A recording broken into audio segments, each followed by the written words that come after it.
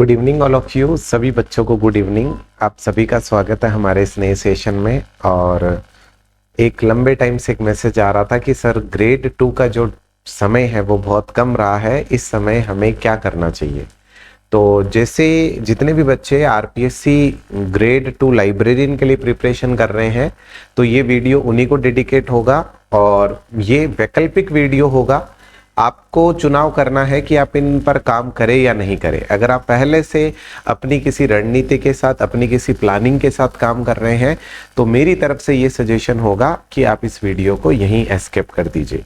अगर आपको लगता है कि नहीं, मैं इस समय एक असमंजस्य की स्थिति में हूं कि मैं क्या करूं, तो आप इस वीडियो को आगे देख सकते हैं। तो हम सबसे पहले हम ये समझते हैं कि अब हमारे पास कितना दिन बचा है। तो मैं ये कहता हूं कि हमारे पास लगभग 15 से 18 दिन का जो समय है वो रिमेन है, और हमें जितनी भी कैलकुलेशन परफॉर्म करनी है वो इस 15 टू 18 डेज के टाइम पीरियड में ही करनी है। तो मैं 15 डेज यहाँ पर एक टाइम पीरियड लेके चलता हूँ कि हमारे पास 15 दिन बचे हुए हैं। पहली बात तो ऐसे बच्चे जो ऐसे सोच रहे हैं कि अभी तक हमने कुछ नहीं पढ़ा, सिलेबस नहीं किया, वो भी बच्चे इस वीडियो को यहीं एस्केप कर दीजिए, क्योंकि ये वीडियो सिर्फ उन बच्चों के लिए है जिन्होंने सिलेबसेस कंप्लीट कर लिए हैं। अगर आप 15 दिन पहले ये सोचेंगे कि सर अभी तक तो मैंने कंटेंट ही नहीं पढ़ा है, सिलेबस भी कंप्लीट नहीं है, तो इसका मतलब ये है कि ये वीडियो और ये 15 दिन की जितनी भी बातें मैं करने वाला हूँ वो आपके किसी काम की नहीं है। सबसे पहली बात, इस 15 डेज को मैं 3 क्राइटेरिया में डिवाइड कर रहा हूं। ये सबसे पहले 5 डेज, और उसके बाद फिर से हम 5 डेज, और उसके बाद में एक तीसरा सिनेरियो फिर से लेते हैं 5 डेज का। तो 5 5 5 3 कैटेगरी में मैंने इसे डिवाइड कर दिया है। और यहाँ पर जब हम 5 5 की 3 कैटेगरी बना रहे हैं, तो एक बहुत इंपॉर्टेंट बात है जिसे आपको समझना है। ये जो फर्स्ट 5 डेज है, ये आप पेपर 1 को डेडिकेट करिए। पेपर 1 को डेडिकेट करना है, क्योंकि ये आपके 50% जो डेटा है उसको कवर करने वाला है। तो पेपर 1 को फर्स्ट 5 डेज डेडिकेट करने, और 5 दिन में आपको करना क्या है, इस 5 दिन का कंक्लूजन कैसे निकालना है। तो 5 दिन के कंक्लूजन के लिए फुल डे आपको ओनली एक सब्जेक्ट को देना है, डेडिकेटली पेपर 1, डेडिकेटली जीके को देना है। अब 5 मेजर एलिमेंट पकड़िए। 5 मेजर एलिमेंट का मतलब क्या है, जैसे जहां से संख्या प्रश्नों की सबसे ज्यादा होती है, जैसे कि मैं बात करूं पॉलिटी की, यहाँ पर आप दोनों चीजें ले सकते हैं, राजस्थान की पॉलिटी और साथ में जो इंडिया की पॉलिटी है उसे आप ले सकते हैं। ठीक है, यहाँ पर अगर आपको लगता है इंडिया की बहुत अच्छी नहीं है, तो राजस्थान को बहुत अच्छे से तैयार कर लीजिए। अगर 1-2 क्वेश्चन इंडिया पॉलिटी से आपके गलत भी हो जाएंगे, तो एक कवरेज का ऑप्शन रहेगा कि मेरा राजस्थान बहुत अच्छा है, वहां मैंने ठीक ठाक जो प्लानिंग के साथ में एग्जीक्यूशन कर दिया है। दूसरी चीज जो यहाँ पर आती है, जहां से बड़ा नंबर हमें देखने को मिलता है, वो है करंट। जो करंट जीके का पार्ट है वो आपके स्टैटिक में भी काम आ जाएगा और करंट में भी काम आ जाएगा। तो करंट जो है वो लास्ट 7 to 8 मंथ्स का, ठीक है, 7 to 8 मंथ्स का जो करंट है वो आप अच्छे से देख लीजिए। 7 to 8 मंथ का जो करंट है वो आप देख लीजिए। तीसरी जो चीज है वो है एजुकेशन साइकोलॉजी। तीसरा जो एलिमेंट आता है वो आता है एजुकेशन साइकोलॉजी। जो एजुकेशन साइकोलॉजी है वो लगभग 20 क्वेश्चन आने, इसका मतलब 40 नंबर होते हैं। तो एजुकेशन साइकोलॉजी को प्रॉपरली परफॉर्म करिए। आप पूरा दिन एक देकर पूरा का पूरा एक रिवीजन इसका करिए। ठीक है, फोर्थ एलिमेंट जो सबसे बड़े नंबर्स है उनकी अगर मैं बात करूं, तो 3 एलिमेंट है जिनका मिक्सचर रहता है, वो है आपका जियोग्राफी, राजस्थान का जियोग्राफी, और राजस्थान का आर्ट एंड कल्चर, और उसके बाद आ गया राजस्थान का हिस्ट्री। अब इनमें ये वाला जो पार्ट है ज्योग्राफी वाला, इसको अच्छी इंपॉर्टेंस देनी है, आर्ट एंड कल्चर को अच्छी इंपॉर्टेंस देनी है, हिस्ट्री को बहुत ज्यादा इंपॉर्टेंस नहीं देना। इट मीन सारी चीजें नहीं लेके बैठना, बट यहाँ पे कुछ चैप्टर्स है जिनसे अच्छे खासे क्वेश्चन बनते हैं और इनको फटाफट रिवाइज करें। तो 4 कैटेगरी मैंने बनाई है। इन 4 कैटेगरी में से ये वाला जो कैटेगरी है पॉलिटी, और जिसे मैं करंट जीके कह रहा हूँ, एक तो मैं कह रहा हूं पॉलिटी और एक मैं क्या कह रहा हूं, करंट जीके। कोशिश करिए कि ये वाले दोनों सेक्शन इन 14 to 16 आवर्स आप कंप्लीट करें। 14 से 16 घंटे में इनको कंप्लीट करें।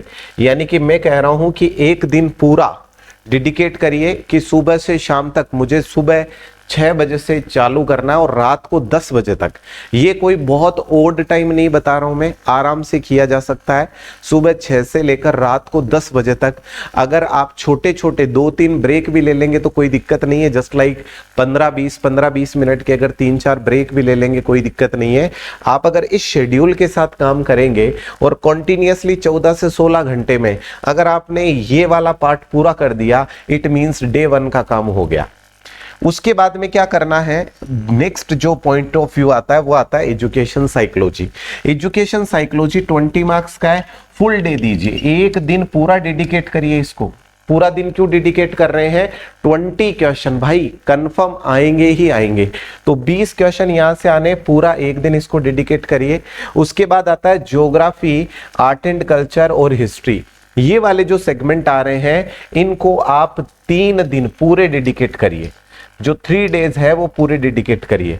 अब आप कहेंगे कि सर आपने यहां पर वर्ल्ड का तो लिखा ही नहीं है, ठीक है, वर्ल्ड ज्योग्राफी है उसका नहीं लिखा आपने, इंडियन ज्योग्राफी नहीं लिखा। भाई मैंने ज्योग्राफी लिखा है जिसमें तीनों ही चीजें जो है वो शामिल है, चाहे वो वर्ल्ड की हो, राजस्थान की हो या इंडिया की हो। तो ये वाला जो पार्ट है इसे पूरे 3 दिन में आपको कंप्लीट करना है।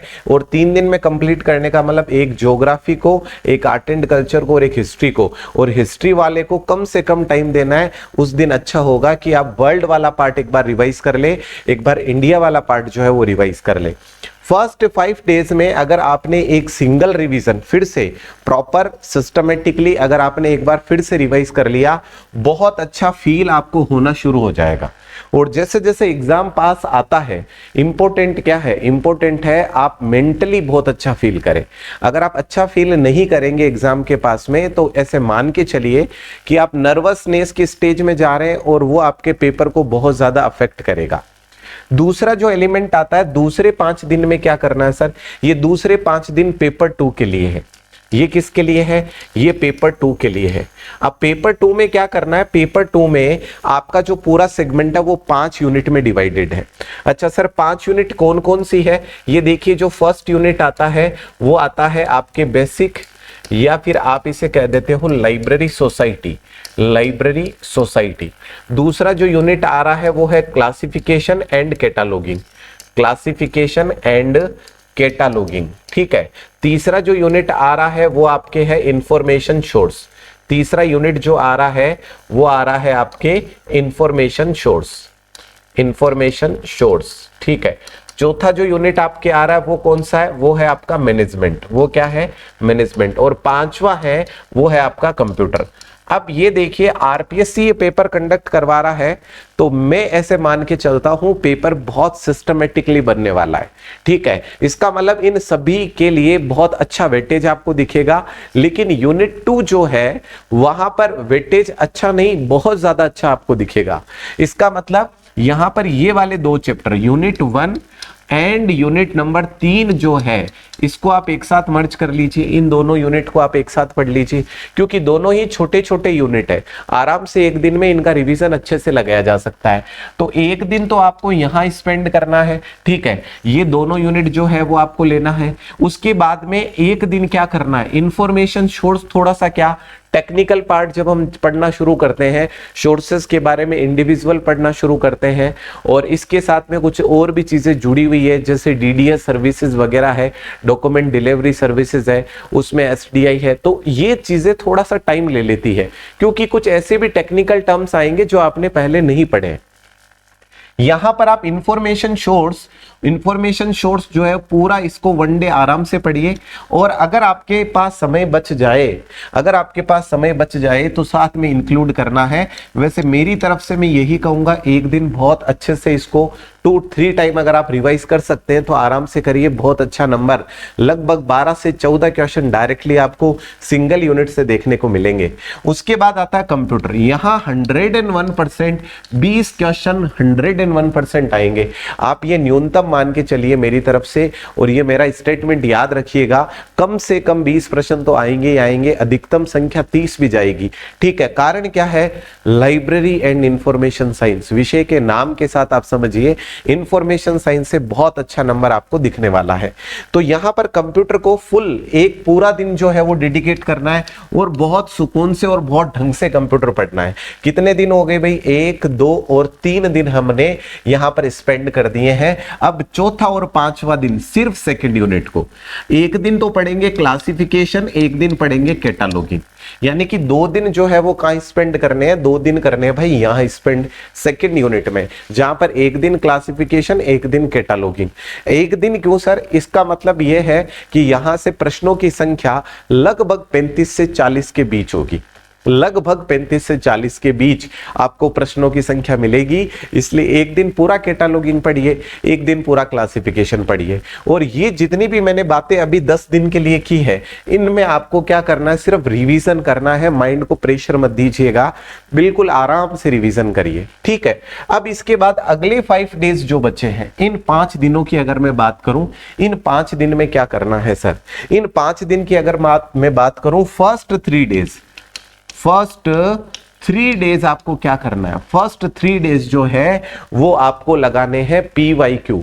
जीके के लिए आप कोई बुक बाई करने की आवश्यकता नहीं है, आप सिर्फ जीके के PYQ बिल्कुल 0 से लास्ट तक जो साइकोलॉजी है उसके PYQ, लास्ट जो भी 10 इयर्स के PYQs है, आप जीके के सिर्फ PYQ लगाइए। और PYQ वे सारे नहीं लगाने, PYQ भी उन चैप्टर्स के लगाने हैं जो आपको लग रहा था ये मुझे कम आ रहे हैं, इनमें कुछ याद नहीं है, शायद PYQ में से ही वहीं से कोई प्रश्न आए और आपके फेवर में आ जाए। तो PYQ फर्स्ट 3 डेज पेपर 1 को डेडिकेट करना है। नेक्स्ट 2 डेज जो है, नेक्स्ट 2 डेज ये आपको लाइब्रेरी के PYQ लगाने हैं। ठीक है, लाइब्रेरी के PYQ कैसे लगाएंगे आप, ठीक है, नेक्स्ट 2 डेज में अगर आपको पता हो तो अभी अभी हमने 15,000 का जो कोर्स लॉन्च किया था, 15,000 क्वेश्चन का, उसमें मेरा टारगेट ये रहता है कि कम से कम टाइम में मैक्सिमम क्वेश्चंस करवाए जाए। जैसे 2 घंटे में 500 क्वेश्चन, तो अब आपने 2 घंटे में एक क्लासिफिकेशन का वीडियो लगाया और 2 घंटे में 500 क्वेश्चन जो है वो आपके सामने से निकल गए। तो अब 500 क्वेश्चन निकलने का मतलब क्या हुआ, एक पूरा चैप्टर रिवाइज हो गया, एक एक छोटे से छोटा पॉइंट फिर से आपके सामने आ गया। तो इस तरीके से नेक्स्ट 2 डेज में अगर आप पूरे 5 यूनिट के देखेंगे तो मेरे अकॉर्डिंग 5 यूनिट के लगभग 8,500 से 9,000 क्वेश्चन और 10,000 क्वेश्चन के आसपास आपको यूनिट के क्वेश्चन मिलेंगे। और मैं आपके एग्जाम से पहले पहले जितने भी यूनिट वाइज क्वेश्चन है वो सारे कंप्लीट कर दूंगा। तो उससे फायदा क्या होगा सर, उससे आपको इधर उधर कंफ्यूजन नहीं होगा। और गजब की बात यह है कि उस PYQ के साथ साथ जो इंपॉर्टेंट क्वेश्चन हमने क्लास में करवाए हैं वो भी आपको मिल जाएंगे। तो इससे ये फायदा होगा, कुछ सर्च नहीं करना, आप जैसे ही वीडियो प्ले करेंगे जितना स्पीड से आप पढ़ भी नहीं पाएंगे उतनी स्पीड से वहां क्वेश्चन चल रहे होंगे, उसकी स्पीड को आप बढ़ा सकते हो अगर आपको लगे स्लो चल रहा है। तो ये आप 2 दिन में पूरे के पूरे जो 5 यूनिट है उनके क्वेश्चंस हैं उनको रिवाइज कर सकते हैं।